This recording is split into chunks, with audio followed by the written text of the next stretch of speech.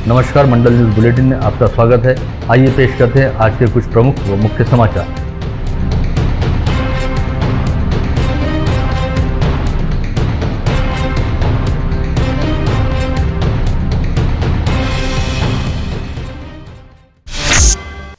आगामी फरवरी माह में अमरावती महानगर पालिका के मौजूदा सदन का कार्यकाल खत्म होने जा रहा है। ऐसे में इस बात को लेकर अभी से ही उत्सुकता देखी जा रही है कि कोविड संक्रमण वाले हालात को देखते हुए आगामी वर्ष में मनपा के चुनाव को लेकर क्या स्थिति रहेगी। वहीं दूसरी ओर राज्य निर्वाचन आयोग ने बुधवार को मुंबई मनपा में चुनाव करवाने हेतु तमाम तैयारियां शुरू करने के निर्देश दिए हैं। फरवरी 2022 में अमरावती व मुंबई सहित राज्य में कुल 11 महानगर पालिकाओं का कार्यकाल खत्म होने जा रहा है और इन सभी मनपा क्षेत्रों में एक साथ आम चुनाव करवाया जाना अपेक्षित है। किंतु राज्य निर्वाचन आयोग द्वारा इस समय केवल देश की सबसे अमीर और सालाना करीब 39,000 करोड़ रुपए का बजट रहने वाली बृहन मुंबई महानगर पालिका के ही चुनाव की तैयारी करने का आदेश जारी किया गया है। वहीं दूसरी ओर कोविड संक्रमण के खतरे की वजह से कल्याण, डोंबिवली, नवी मुंबई, कोल्हापुर, मीरा भाईंदर व विरार इन महानगर पालिकाओं का कार्यकाल खत्म होने के बावजूद वहां पर चुनाव प्रलंबित हैं। इसके अलावा आगामी जनवरी व फरवरी माह के दौरान राज्य में मुंबई सहित 11 महानगर पालिकाओं का कार्यकाल खत्म होने जा रहा है। ऐसी स्थिति में यदि आगामी वर्ष में कोविड संक्रमण की स्थिति नियंत्रित होती है तो जल्द ही महाराष्ट्र में मिनी विधानसभा चुनाव का महासंग्राम होता नजर आएगा,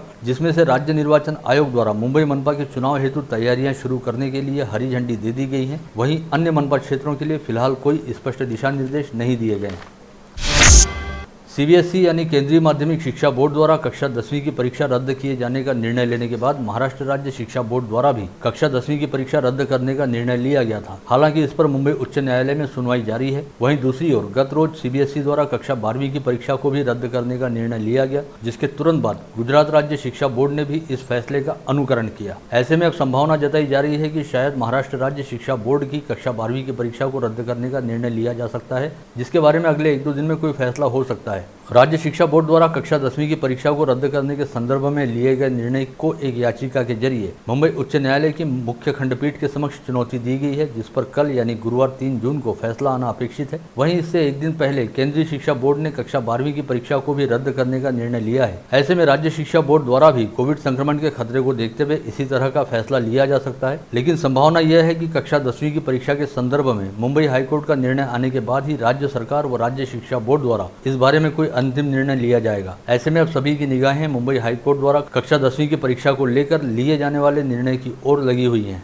वहीं दूसरी ओर कक्षा 12वीं के विद्यार्थियों में अब परीक्षा होने अथवा नहीं होने को लेकर बेहद संभ्रम का माहौल देखा जा रहा है।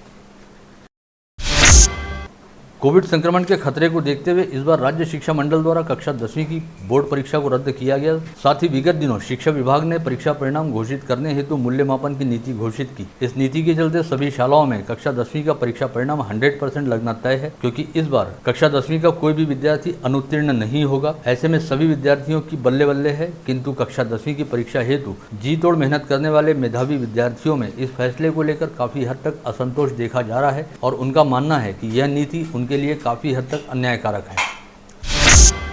राज्य की महिला व बाल विकास मंत्री तथा जिले की पालक मंत्री यशोमती ठाकुर ने मंगलवार को कहा कि राष्ट्रीय कृषि विकास योजना के अंतर्गत पुण्यश्लोक अहिल्या देवी होलकर नर्सरी योजना का क्रियान्वयन सब्जी उत्पादन को बढ़ावा देकर किसानों की आय बढ़ाने के उद्देश्य से किया जा रहा है। किसानों को अनुदान के आधार पर नर्सरी के लिए flat type shade net, plastic tunnel निर्माण और अन्य उपकरण दिए जाते हैं। ऐसे में प्रत्येक तहसील में नर्सरी स्थापित करने के लिए लक्ष्य प्राप्ति हेतु आवश्यक प्रयास किए जाएं।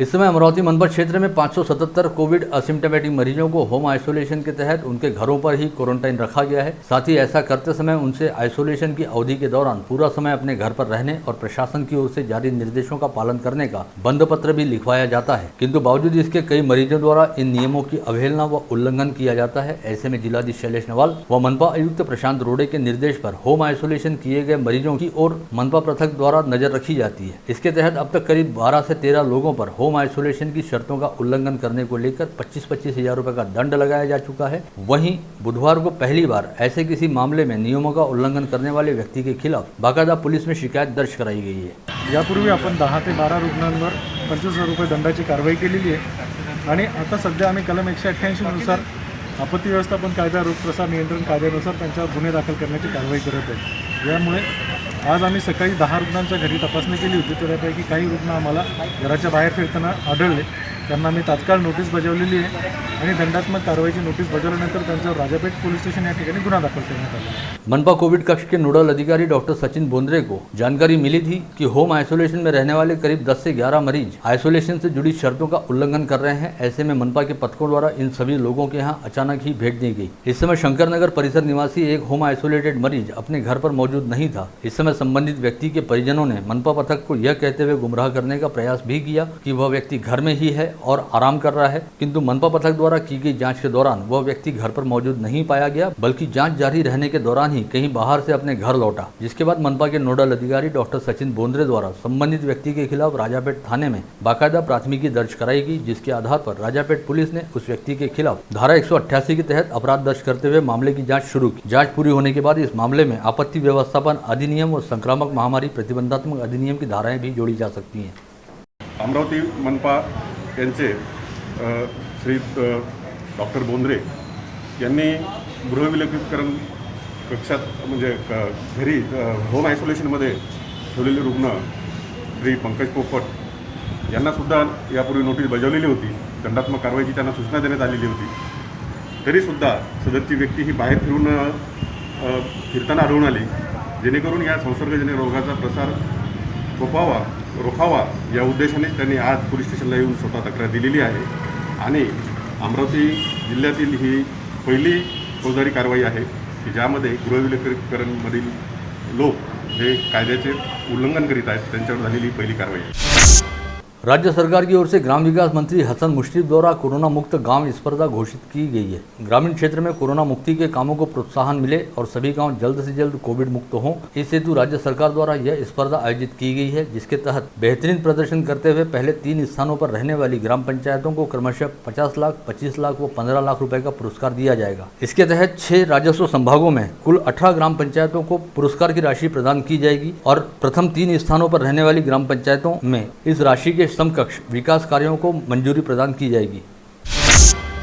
विगत 2 माह से चले आ रहे लॉकडाउन तथा प्रशासन की ओर से उठाए गए कड़े प्रतिबंधों के चलते कोविड संक्रमण की रफ्तार काफी हद तक नियंत्रण में आई है और अब संक्रमितों की संख्या के साथ साथ पॉजिटिविटी रेट में भी कमी आई है, जिसके चलते संचारबंदी जारी रहने के बावजूद 1 जून से आम लोगों को काफी हद तक छूट व शिथिलता दी गई है, ताकि लोगों का व्यापार व रोजगार चल सके और उन्हें आर्थिक दिक्कतों का सामना न करना पड़े। इस आशय की जानकारी देते हुए जिलाधीश शैलेश नवाल ने आह्वान किया कि इस दौरान सभी लोगों ने कोविड त्रिसूत्री नियमों का कड़ाई के साथ पालन करना चाहिए, ताकि संक्रमण की स्थिति नियंत्रण में रहे, अन्यथा लोगों द्वारा लापरवाही बरतने पर संक्रमण एक बार फिर रफ्तार पकड़ सकता है और उस स्थिती में प्रशासन को मजबूरन दोबारा कड़े प्रतिबंधात्मक कदम उठाने हों। मी सर्व लोकांना आवाहन करतो, अजूनही कोविड हे टळला नाही। जे काय लक्षण आपण दिलेले आहे ते लोकांचे रोजगार, लोकांचे व्यापार हे थोडीफार त्याच्यामध्ये लक्षण व्हावे त्यामुळे आपण दिलेले आहे। पण जर कोविडच्या त्रिसूत्रीचा मास्कचा अवलंबन, सोशल डिस्टन्सिंग आणि सॅनिटायझेशन याचा जर कुठेतरी वापर नाही केला किंवा जर परत केसेस आपलं वाढलं तर आपल्याला हे सगळे निर्बंध परत आणावा लागू शकते आहे। त्यामुळे मी सर्व लोकांना आवाहन करतो की आपण या त्रिसूत्री गोष्टीचा मास्क, सॅनिटायझेशन आणि डिस्टन्सिंग याचा पुरेपूर वापर करावा आणि जेव्हा तुमचा वेळ आला तेव्हा वॅक्सिनेशनसाठी सुद्धा आपण पुढे यावे। आपण सर्व मिळून, सर्व समाज मिळून आपण कोविडला हारू शकतो आहे, पण जर याच्यामध्ये कोणतीही कधी कमी राहिली तर परत या संक्रमणाला पसरण्यामध्ये कोणताही वेळ लागणार नाही। त्यामुळे आपण सगळं सहकार्य करा, जपून राहा, आपले कार्य करा, पण आपले मनात कोविड बद्दल जे प्रोटेक्शन घ्यायचे आहेत त्याचा तंतोतंत पालन करा। धन्यवाद। जिलाधीश शैलेश नवाल द्वारा नियुक्त पथक के निर्देशन में आई त्रुटियों तथा कोविड संक्रमित मरीजों के लिए पावती पुस्तक नहीं रहने की झूठी जानकारी देने सहित अन्य कारणों के चलते शहर के खापर्डे बगीचा परिसर स्थित पाराश्री हॉस्पिटल तथा चांदूर बाजार स्थित आरोग्यम हॉस्पिटल के खिलाफ जिलाधीश कार्यालय द्वारा दंडात्मक कार्रवाई की गई और इन दोनों अस्पतालों पर 1,75,000 रुपये का दंड जिलाधीश शैलेश नवाल द्वारा लगाया गया। कोविड संक्रमण की वजह से किसी भी तरह की हानि न हो, इस हेतु बार काउंसिल ऑफ महाराष्ट्र व गोवा में मान्यता प्राप्त वकील संघों के चुनाव आगामी 31 अगस्त तक आगे टालने का निर्णय लिया है। इस बारे में काउंसिल के कार्यकारी मंडल की हाल ही में ऑनलाइन बैठक हुई, जिसमें दोनों राज्यों के वकील संगठनों द्वारा चुनाव आगे टाले जाने हेतु प्रस्तुत निवेदनों पर विचार मंथन किया गया। इस दौरान सभी का कहना रहा कि फिलहाल जारी कोविड संक्रमण, सरकार की ओर से लागू विविध प्रतिबंध, कोविड संक्रमण की संभावित तीसरी लहर और वकीलों के स्वास्थ्य की सुरक्षा आदि बातों को ध्यान में रखते हुए फिलहाल चुनाव लेना काफी हद तक खतरनाक साबित हो सकता है। ऐसे में वकील संघों के चुनाव आगामी अगस्त माह तक के लिए आगे टाल दिए गए हैं। कांग्रेस के शहराध्यक्ष व मनपा के नेता प्रतिपक्ष बबलू शेखावत तथा पूर्व महापौर व पार्षद विलास इंगोले द्वारा महावितरण के अधीक्षक अभियंता को सौंपे गए ज्ञापन में कहा गया कि इन दिनों शहर के मुस्लिम बहुल क्षेत्रों तथा पुरानी अमरावती परिसर में करीब 3 माह से विद्युत आपूर्ति नियमित नहीं है और बार बार विद्युत आपूर्ति खंडित होती है। एक बार बिजली गुल होने पर करीब 4 से 5 घंटे तक विद्युत आपूर्ति बंद रहती है। साथ ही सागर नगर, बिच्छू टेकड़ी व शुक्रवार बाजार परिसर स्थित डीपी से आए दिन स्पार्किंग होती है, जिसकी वजह से लोग बाग हैरान परेशान होने के साथ ही काफी डरे हुए भी हैं। ऐसे में महावितरण ने विद्युत आपूर्ति सुचारू रखने के साथ ही स्पार्किंग रोकने हेतु डीपी का आवश्यक रखरखाव भी करना चाहिए। शिवसेना के दिवंगत नेता तथा पूर्व उप महापौर दिगंबर डहाके के 5वें पुण्य स्मरण दिवस के उपलक्ष्य में बुधवार 2 जून को राजापेट बस स्टैंड के पास स्थित शिवसेना जनसंपर्क कार्यालय में गरीब व जरूरतमंदों को भोजन के पैकेट व मास्क का वितरण किया गया। इस समय मनपा के पूर्व गुट नेता व पार्षद भारत चौधरी के हाथों भोजन के पैकेट व मास्क वितरित किए गए। इस अवसर पर शिवसेना के कई पदाधिकारी व कार्यकर्ता उपस्थित थे। विगत कुछ दिनों से लगातार सुस्त हो रही कोविड संक्रमण की रफ्तार के तहत आज बुधवार को केवल 363 नागरिकों की कोविड टेस्ट रिपोर्ट पॉजिटिव आई है। इसके साथ ही जिले में कुल संक्रमितों की संख्या बढ़कर 92,849 पर जा पहुंची। वहीं बुधवार को 24 घंटे के दौरान जिले के कोविड अस्पतालों में कुल 7 कोरोना संक्रमितों की मौत हुई, जिनमें सभी स्थानीय मरीजों का समावेश रहा। जिले में कोरोना मृतकों की संख्या बढ़कर 1,468 पर जा पहुंची है। साथ ही बाहरी जिलों के 171 मृतकों को जोड़कर यह आंकड़ा 1,339 पर पहुंच गया है। बुधवार को मृत हुए मरीजों में मनपा क्षेत्र के 3 व ग्रामीण क्षेत्र के 4 मरीजों का समावेश रहा। इसके अलावा बुधवार को जिले के कोविड अस्पतालों से कुल 637 मरीजों को कोविड मुक्त हो जाने के चलते डिस्चार्ज दिया गया। जिले में अब तक कुल 87,094 संक्रमित मरीज कोविड मुक्त हो चुके हैं। इस समय जिले में कुल एक्टिव पॉजिटिव मरीजों की संख्या 4,287 है, जिनमें मनपा क्षेत्र के 1,559 तथा ग्रामीण क्षेत्र के 3,128 मरीजों का समावेश है। इसके अलावा इस समय 1,340 मरीजों का विभिन्न कोविड अस्पतालों में इलाज चल रहा है। साथ ही मनपा क्षेत्र में 863 तथा ग्रामीण क्षेत्र में 2,084 मरीज होम आइसोलेशन में रखे गए हैं। बीते 24 घंटे के दौरान 7,709 नागरिकों की कोविड टेस्ट की गई थी, जिसमें से केवल 4.70% लोगों की ही टेस्ट रिपोर्ट पॉजिटिव आई है। बीते 8 दिनों से पॉजिटिविटी रेट में लगातार कमी आ रही है। वहीं इस समय कोविड संक्रमित मरीजों के कोविड मुक्त होने का प्रमाण बढ़कर 93.80 पर पहुंच गया है। रिकवरी रेट में भी विगत कुछ दिनों से लगातार इजाफा हो रहा है। इसे एक तरह से अमरावती जिले के लिए काफी राहत वाली स्थिति कहा जा सकता है। जिले के कुल 47 सरकारी व निजी कोविड अस्पतालों तथा कोविड हेल्थ केयर सेंटरों में कोरोना संक्रमित मरीजों को भर्ती करने हेतु कुल 2,455 बेड की व्यवस्था उपलब्ध कराई गई है, जिसमें से इस समय केवल 785 बेड पर ही कोविड संक्रमित मरीजों को भर्ती रखा गया है और 1,670 बेड रिक्त पड़े हैं। विगत कुछ दिनों से कोविड अस्पतालों में भर्ती मरीजों की तुलना में यहाँ पर रिक्त रहने वाली बेड की संख्या लगातार अधिक दिखाई दे रही है। साथ ही विगत कुछ दिनों से जिले में रोजाना पाए जाने वाले संक्रमितों की संख्या में भी कमी देखी जा रही है। वहीं अब नए संक्रमितों की तुलना में पहले से कोविड अस्पतालों में भर्ती मरीजों के डिस्चार्ज होने का प्रमाण बढ़ गया है। इस वजह से अब पहले की तुलना में रिक्त रहने वाले बेड की संख्या बढ़ गई है। इसे भी जिले के लिहाज से एक राहतपूर्ण स्थिति कहा जा सकता है।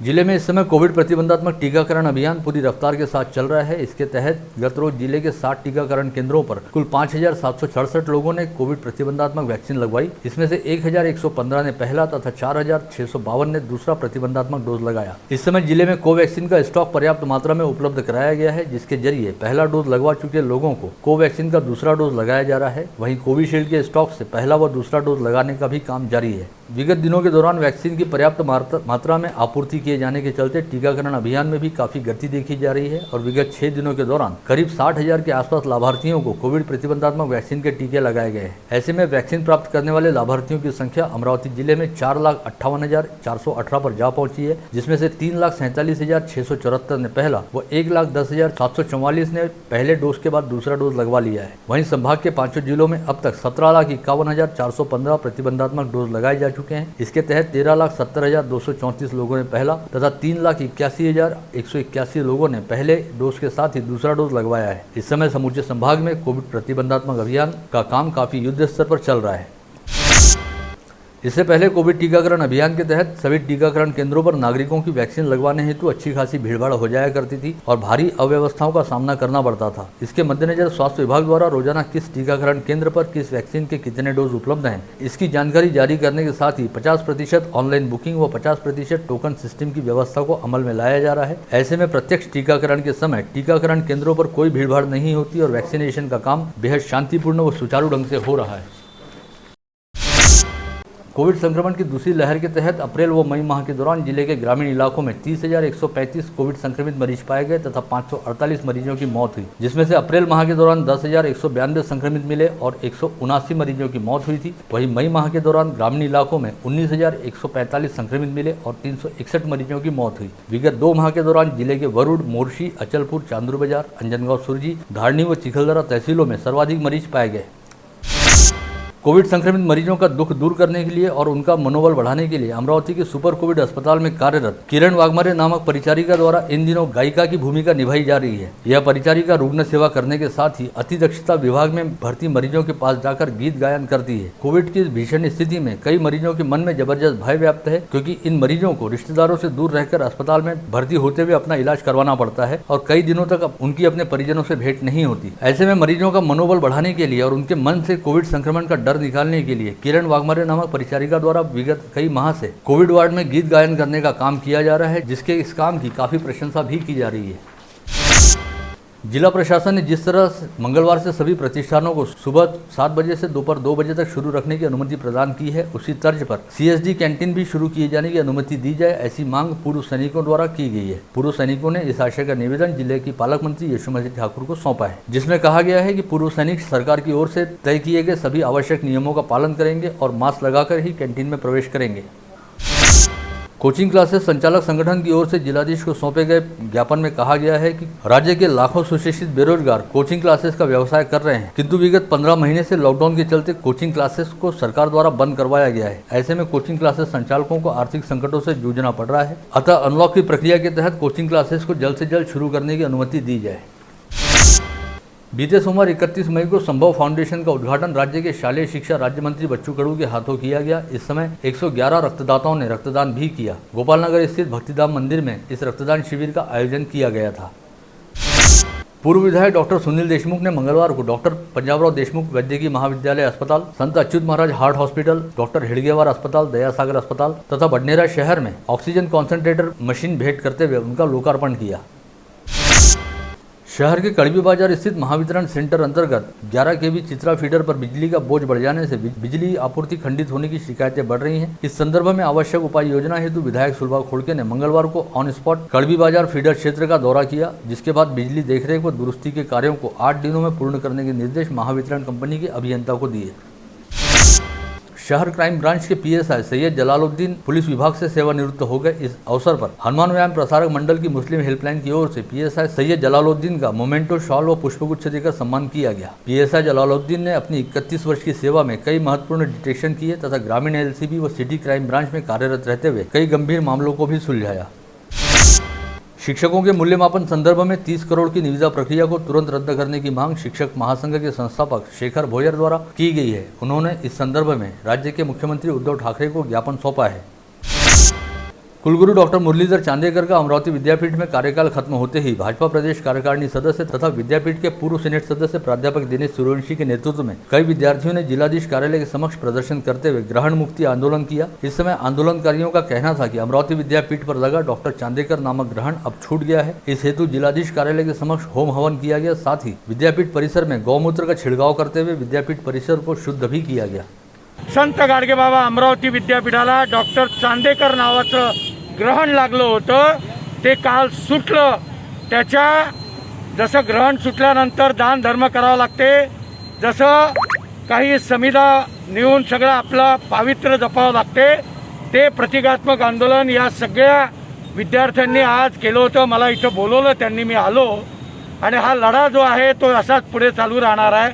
बरोबरीनं संत गाडगेबाबा अमरावती विद्यापीठाला यापुढे येणारा कुलगुरू हा अत्यंत कर्तव्यदक्ष विद्यार्थ्यांचं हित जपणारा असला पाहिजे, अशी एक भगवंत चरणी प्रार्थना करण्यासाठी एका अर्थाने हे चांदेकर रूपी ग्रहण काल जे सुटलं त्याचा आनंद आम्ही करतो. आता स्थानीय संत गाड़गेबाबा अमरावती विश्वविद्यालय में डॉक्टर श्रीकांत जिचकार की पुण्यतिथि अवसर पर उनकी स्मृतियों का अभिवादन किया गया तथा डॉक्टर जिचकार के छायाचित्र पर विद्यापीठ के अधिकारियों व कर्मचारियों द्वारा माल्यार्पण करते हुए उन्हें श्रद्धांजलि अर्पित की गई. पिछले रविवार को बडनेरा पुलिस स्टेशन अंतर्गत एक्सप्रेस हाईवे से लगकर रहने वाले वड़द गांव में स्थित एक खुले मैदान में मिली बेलपुरा निवासी बच्चू किशन वानखेड़े नामक युवक की हत्या पैसों के विवाद के चलते होने की बात अब पुलिस जांच में स्पष्ट हुई है. इस मामले में गिरफ्तार 5 आरोपियों ने हत्या की कबूली देते हुए हत्याकांड में इस्तेमाल किए गए वाहन हथियार पुलिस को सौंपे हैं. इस मामले में आरोपियों ने बच्चू की हत्या के बाद भागने के लिए जाइलो वाहन का इस्तेमाल किया था जो फिलहाल हिंगन घाट में है. यह वाहन अमरावती लाने हेतु बडनेरा पुलिस का एक दल हिंगन घाट की ओर रवाना हो गया है.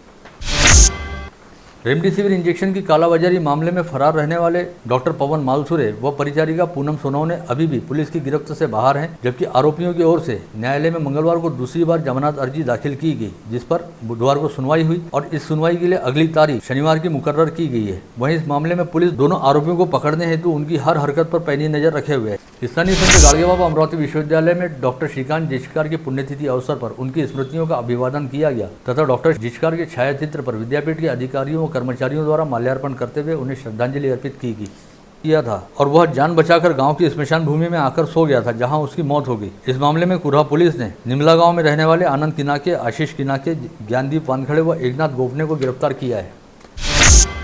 शहर पुलिस ने विगत 5 माह में लॉकडाउन काल के दौरान आदेशों का उल्लंघन करने वाले कुल 4,495 लोगों पर कार्रवाई की और शहर यातायात शाखा ने 35,606 वाहन चालकों पर दंडात्मक कार्रवाई करते हुए 42,31,750 रुपये का जुर्माना वसूल किया. ग्रामीण पुलिस की अपराध शाखा ने जिले के कुरहा गांव में रहने वाले आकाश उत्तम सिंह ठाकुर के घर में चार्जिंग पर लगाए गए 2 मोबाइल चोरी करने के मामले में वाशिम जिला अंतर्गत कारंजा के गौलीपुरा में रहने वाले वसीम गंगा चौधरी और चोरी का मोबाइल खरीदने वाले मेहकर निवासी शेख रेहान, शेख उस्मान तथा शेख जब्बार शेख यासीन को गिरफ्तार किया है. इन तीनों के पास से चोरी के खरीदे हुए 33,600 रुपये कीमत के मोबाइल भी जब्त किए गए हैं. शहर पुलिस आयुक्त डॉक्टर आरती सिंह द्वारा गठित विशेष दल द्वारा विविध परिसर में छापेमार कार्रवाई करते हुए अवैध धंधों के खिलाफ कार्रवाई की जा रही है. इस अभियान को जारी रखते हुए मंगलवार को खोलापुरी गेट थाना क्षेत्र के सक्करसाद परिसर में छापा मारकर बालाजी मंदिर के पीछे चल रहे जुआ अड्डे से 9 जुआरियों को हिरासत में लेकर 41,000 रुपये का माल जब्त किया गया. यवतमाल जिले के आर्नी तहसील अंतर्गत चिकनी कस्बा निवासी विवाहित दंपत्ति पर प्रेम विवाह के चलते हुए हमले की स्याही अभी सूखी भी नहीं थी कि प्रेम संबंधों के कारण तहसील के अंतरगांव में एक युवक की पत्थर से कुचलकर हत्या की गई. मृतक की शिनाख्त अंतरगांव निवासी 22 वर्षीय समीर शेख छोटू के तौर पर हुई है. इस मामले में पुलिस द्वारा पवन विजय राठौड़ व उसके पिता विजय परसराम राठौड़ के खिलाफ आपराधिक मामला दर्ज किया गया है. मनपा आयुक्त के आदेश पर वैद्य अधिकारी व सहायक आयुक्त जोन नंबर 2 राजापेट के मार्गदर्शन में स्वास्थ्य अधीक्षक विजय बुरे द्वारा बुधवार की सुबह शहर में बिना वजह घूमने वाले लोगों को पकड़कर उनकी रैपिड एंटीजन टेस्ट की गई. राजापेट बस स्टॉप परिसर में करीब 200 लोगों की टेस्ट की गई. साथ ही मास्क का उपयोग नहीं करने वाले व्यक्तियों से 750 रुपये का दंड भी वसूला गया. खोलापुर थाना क्षेत्र में आने वाले बूढ़ागढ़ में शराब के नशे में धुत स्वप्निल सुभाष कराले नामक युवक ने अपने घर में ही फांसी लगाकर आत्महत्या कर ली. आत्महत्या किए जाने की वजह फिलहाल तक पता नहीं चल पाई है. गोवंश की कटाई कर गौमांस की बिक्री करने वाले 2 आरोपियों को शिरखेट थाना पुलिस और पुलिस मुख्यालय की दंगा नियंत्रक टीम ने संयुक्त रूप से कार्रवाई करते हुए मंगलवार की शाम हिरासत में लिया. शिरखेट पुलिस को गुप्त सूचना मिली थी कि रिद्धपुर में गौवंश की कटाई कर गौमांस की बिक्री की जा रही है, जिसके आधार पर शिरखेट पुलिस के साथ ही पुलिस मुख्यालय की दंगा नियंत्रण टीम ने रिद्धपुर में जाकर गौवंश की कटाई करने वाले कारखाने पर छापामार कार्रवाई की और कसाबपुरा परिसर में रहने वाले इजराइल खान, रसूल खान, सद्दाम हुसैन, अब्दुल सादिक को हिरासत में लिया गया. इन दोनों आरोपियों के पास से 210 किलो गौमांस के अलावा मवेशियों की कटाई के लिए उपयोग में लाई जाने वाली सामग्री सहित 1,27,000 रुपये का माल जब्त किया गया. इन दिनों कोरोना महामारी के चलते लॉकडाउन रहने के बावजूद साइबर अपराधी पूरी तरह से सक्रिय नजर आ रहे हैं और बड़ी आसानी के साथ लोगों को ऑनलाइन तरीके से ठग रहे हैं. वहीं दूसरी ओर पुलिस प्रशासन की साइबर सेल की टीम भी अपराधियों पर नकेल कसने का काम कर रही है. बुधवार को साइबर सेल की टीम ने ऑनलाइन धोखाधड़ी का शिकार हुए 6 लोगों को 2,05,000 रुपये की रकम वापस लौटाई है. मोर्शी के निकट चीखल सावंगी गांव में मंगलवार की रात चोरों ने 6 घरों में सेंधमारी की और लाखों रुपए के गहने व नगद पर हाथ साफ कर दिया. मोर्शी पुलिस द्वारा मामले की जांच की जा रही है. सिटी कोतवाली पुलिस थाना अंतर्गत मोची गली में बुधवार की दोपहर एक महिला की पर्स में रखी कैरी बैग पर 2 अज्ञात नकाबपोश महिलाओं ने हाथ साफ कर दिया. इस कैरी बैग में नगद, 2 ATM कार्ड, बैंक का पासबुक और पैन कार्ड रखा था. यह महिला मोची गली में खरीदारी करने के लिए आई थी. तभी 2 अज्ञात महिलाओं ने उसकी पर्स से कैरी बैग निकाल ली तलेगांव दशासर पुलिस थाना क्षेत्र में अवैध रूप से रेत तस्करी का प्रमाण बढ़ गया है। ऐसे में तलेगांव दशासर पुलिस ने रेत तस्करों के खिलाफ कार्रवाई करनी शुरू की है। विगत 30 मई को तलेगांव दशासर पुलिस व नांदगांव खंडेश्वर के तहसीलदार ने मिलकर धामक परिसर में नाकाबंदी करते हुए एक ट्रक की तलाशी ली। इस समय ट्रक में 4 बरास रेती पाई गई। पुलिस ने ट्रक व रेत समेत 4,12,000 रुपए का माल जब्त किया है। आप देख रहे थे मंडल न्यूज बुलेटिन। हमारे चैनल को लाइक करें, शेयर करें और हाँ, सब्सक्राइब करना ना भूलें। कल होगी आपसे फिर मुलाकात, तब तक के लिए धन्यवाद।